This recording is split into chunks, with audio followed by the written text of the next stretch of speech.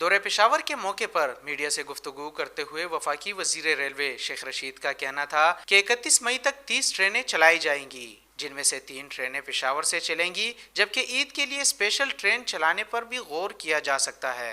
ابھی صرف ہم 3 ٹرینیں چلا رہے ہیں پشاور سے، 30 ٹرینوں میں 3 ٹرینیں صرف پشاور جائیں گی اور پشاور آئیں گی کراچی سے، اور اگر ہم نے ضرورت محسوس کی تو ایک آدھی ٹرین کا اور اضافہ کریں گے۔ میں خود اس ایس او پی کو واچ کر رہا ہوں۔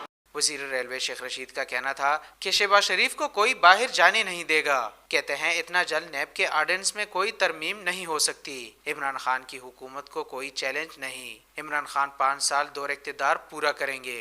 NFC ایوارڈ کے فیصلے پہ آپ کوئی جواب نہیں دے رہے، اور مین باتیں یہی ہیں، نیب کے آرڈیننس میں ترمیم اتنی جلدی نہیں آ رہی، اور اگر سیاست میں کوئی چیلنج نہیں ہے عمران خان کو، اللہ کے حکم سے عمران خان کو کوئی چیلنج نہیں ہے، نہ پیپلز پارٹی کی طرف سے نہ نون کی طرف سے۔